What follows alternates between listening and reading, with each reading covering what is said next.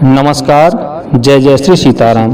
तो मित्रों, आप सुन रहे हैं श्रावण मास महात्म की कथाएं, जिसमें अभी तक आपने अध्याय 8 तक के कथानक को सुना। अब हम सुनेंगे अध्याय 9 की कथा को। इस अध्याय में शुक्रवार जीवंती का व्रत की कथा के संबंध में कहा गया है।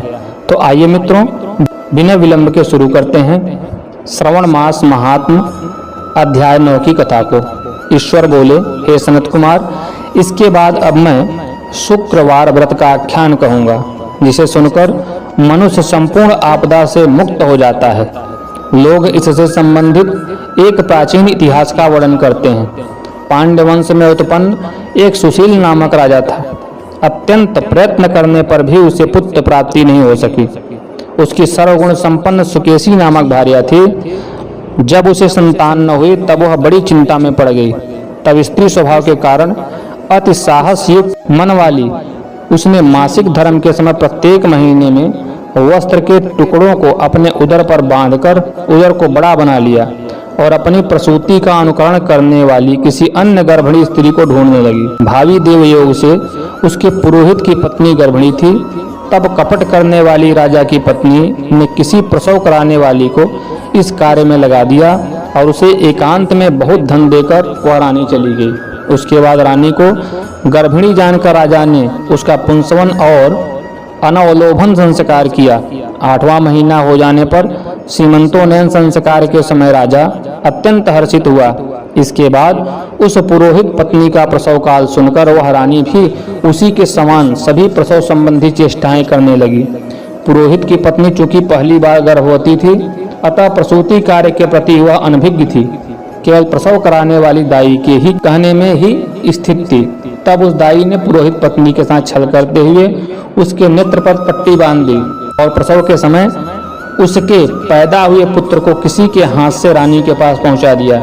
इस बात को कोई जान नहीं सका। उसके बाद रानी ने उस पुत्र को लेकर यह घोषित कर दिया कि मुझे पुत्र रत्न की प्राप्ति हुई है। इन सब के बाद दाई ने पुरोहित की पत्नी के आंखों की पट्टी खोल दी। दाई अपने साथ मांस का एक पिंड लाई थी और उसने उसे दिखा दिया और फिर उसके सामने आश्चर्य तथा दुख प्रकट करने लगी कि यह कैसा अनिष्ट हो गया, और कहने लगी कि पुरोहित पति से इसकी शांति जरूर करवा लेना। कहने लगी कि संतान नहीं हुई, कोई बात नहीं, पर तुम जीवित हो, यह अच्छी बात है। इस पर पुरोहित पत्नी को अपने प्रसव के स्पर्श चिंतन से बहुत संदेह हुआ। ईश्वर बोले, राजा ने पुत्र जन्म का समाचार सुन जात कर्म संस्कार कराया और ब्राह्मणों को हाथी, घोड़े तथा रथ आदि प्रदान किए। राजा ने कारागार में पड़े सभी कैदियों को प्रसन्नतापूर्वक मुक्त कर दिया। इसके बाद राजा ने सूतक के अंत में नाम कर्म तथा अन्य सभी संस्कार किए। उन्होंने पुत्र का नाम प्रियव्रत रखा। हे सनत कुमार, श्रावण मास के आने पर पुरोहित की पत्नी ने शुक्रवार के दिन भक्तिपूर्वक देवी जीवंतिका का पूजन किया। दीवार पर अनेक बालकों सहित देवी जीवंतिका की मूर्ति लिखकर पुष्प तथा माला से उनकी पूजा करके गोधूम की पीठ के बनाए गए 5 दीपक उनके सम्मुख उसने जलाए और स्वयं भी गोधूम का चूर्ण भक्षण किया और उनकी मूर्ति पर चावल फेंका और कहा, हे जीवंती, हे करुणाणवे, जहाँ भी मेरा पुत्र विद्यमान हो आप उसकी रक्षा करना। यह प्रार्थना करके उसने कथा सुनकर यथाविधि नमस्कार किया। तब जीवंतिका की कृपा से वह बालक दीर्घायु हो गया और वे देवी उनकी माता की श्रद्धा भक्ति के कारण दिन रात उस बालक की रक्षा करने लगी। इस प्रकार कुछ समय बीतने पर राजा की मृत्यु हो गई। जब पितृभक्त उनके पुत्र ने उनकी पारलौकिक क्रिया संपन्न की, इसके बाद मंत्रियों तथा पुरोहितों ने प्रियव्रत को राज्य पर अभिषिक्त किया। तब कुछ वर्षों तक प्रजा का पालन करके तथा राज्य भोग कर वह पितरों के ऋण से मुक्त हो गए। पितरों के ऋण से मुक्ति के लिए गया जाने की तैयारी करने लगा। राज्य का भार वृद्ध मंत्रियों पर भक्ति पूर्वक सौंपकर स्वयं के राजा होने का भाव त्याग कर उसने कार्पटिक का भेष धारण कर लिया और गया के लिए प्रस्थान किया। मार्ग में किसी नगर में किसी गृहस्थ के घर में उन्होंने निवास किया।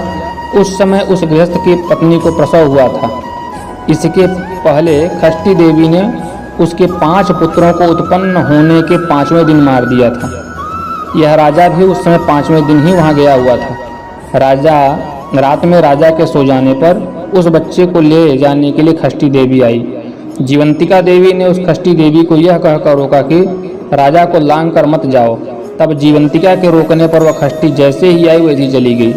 इस प्रकार गृहस्वामी ने उस बालक को 5वें दिन जीवित रूप में प्राप्त कर लिया। ये लोग इतने प्रभाव वाले हैं, यह देखकर उस गृहस्थ ने राजा से प्रार्थना की, हे राजन, आपका निवास आज के दिन मेरे ही घर में हो। हे प्रभु, आपकी कृपा से मेरा यह छठा पुत्र जीवित रह गया। उसके इस प्रकार प्रार्थना करने पर करुणानिधि उस राजा ने कहा कि मुझे तो गया जाना है। तब राजा गया के लिए प्रस्थान कर गए। वहाँ पिंडदान करते समय विष्णुपद वेदी पर कुछ अद्भुत घटना हुई। उस पिंड को ग्रहण करने के लिए 2 हाथ निकल कर आए।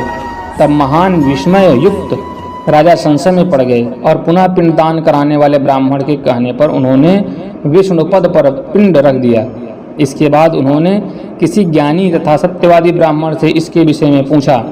तब उस ब्राह्मण ने उनसे कहा कि ये दोनों हाथ आपके पितर के थे, इसमें संदेह हो तो घर जाकर अपनी माता से पूछ लीजिए, वह बता देंगी। तब राजा चिंतित तथा दुखी हुए और मन में अनेक बातें सोचने विचारने लगे।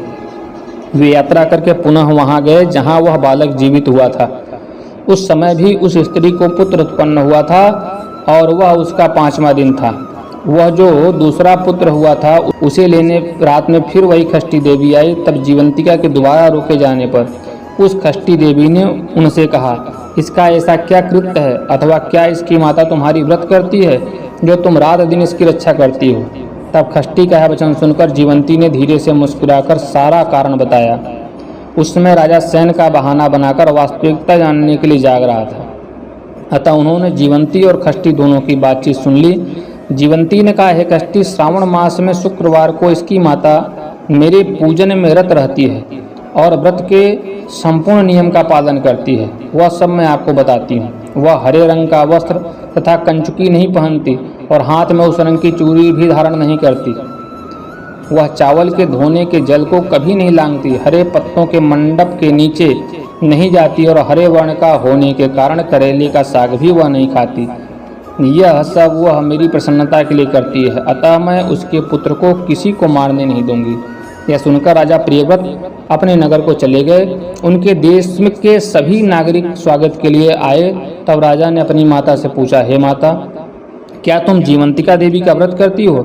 इस पर उन्होंने कहा कि मैं तो इस व्रत को जानती भी नहीं हूँ। उसके बाद राजा ने गया यात्रा का समुचित फल प्राप्त करने के लिए ब्राह्मणों तथा सुवासिनी स्त्रियों को भोजन कराने की इच्छा से उन्हें निमंत्रित किया और व्रत की परीक्षा लेने के लिए सुवासिनियों को वस्त्र, कंचुकी तथा कंकड़ भेजकर कहलवाया कि आप सभी को भोजन के लिए राजभवन में आना है।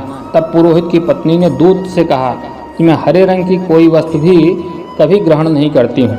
राजा के पास आकर दूत ने उसके द्वारा कही गई बात राजा को बता दी। तब राजा ने उसके लिए सभी रक्त वर्ण से शुभ परिधान भेजे। वह सब धारण करके पुरोहित पत्नी भी राजभवन में आई। राजभवन के पूर्वी द्वार पर चावलों के धोने का जल पड़ा देखकर, वहाँ हरे रंग का मंडप देखकर वह दूसरे द्वार से गई। तब राजा ने पुरोहित की पत्नी को प्रणाम करके इस नियम का संपूर्ण कारण पूछा। इस पर उसने इसका कारण शुक्रवार का व्रत बताया। उस प्रियव्रत को देखकर उसके स्तनों से दूध निकलने लगा। दोनों वक्ष स्थलों ने उस राजा को दुग्ध की धाराओं से पूर्ण रूप से सिंचित कर दिया। तब गया में विष्णुपदी पर निकले दोनों हाथों जीवंतिका तथा खष्टी दोनों देवियों के वार्तालाप तथा पुरोहित पत्नी के स्तनों से दूध निकलने के द्वारा राजा को विश्वास हो गया कि मैं इसी का पुत्र हूँ। इसके बाद पालन पोषण करने वाली माता के पास जाकर विनम्रतापूर्वक उन्होंने कहा, हे माता, डरो मत, मेरे जन्म का वृत्तांत सत्य बता दो। यह सुनकर सुंदर केशों वाली रानी ने सब कुछ सच सच बता दिया। तब प्रसन्न होकर उन्होंने जन्म देने वाली अपनी माता पिता को नमस्कार किया और संपत्ति से वृद्धि को प्राप्त कराया। वे दोनों भी परम आनंदित हुए। एक दिन राजा प्रियव्रत ने रात में देवी जीवंतिका से प्रार्थना की, हे जीवंती, मेरे पिता तो ये हैं, तो फिर गया में वे दोनों हाथ कैसे निकल आए? तब देवी ने स्वप्न में आकर संशय का नाश करने वाला वाक्य कहा, हे प्रियव्रत, मैंने तुम्हें विश्वास दिलाने के लिए ही यह माया की थी, इसमें संदेह नहीं है। हे सनत कुमार, यह सब मैंने आपको बता दिया। श्रावण मास में शुक्रवार के दिन इस व्रत का अनुष्ठान करके मनुष्य सभी मनोरथों को प्राप्त कर लेता है। इस प्रकार श्री स्कंद पुराण के अंतर्गत ईश्वर सनत कुमार संवाद में श्रावण मास महात्म्य में शुक्रवार जीवंतिका व्रत कथन नामक 9वां अध्याय पूर्ण हुआ। तो मित्रों, आपको यह कथा कैसी लगी? आशा है ज़रूर आपको यह प्रिय लगी होगी। आपके क्या विचार हैं कमेंट बॉक्स में ज़रूर बताइएगा। साथ ही साथ अपने प्रियजनों से इसे साझा करना, शेयर करना नहीं भूलिएगा। अगर चैनल पर नए हैं तो सब्सक्राइब करके बेल आइकन दबा दीजिए। पूरे वीडियो में अंत तक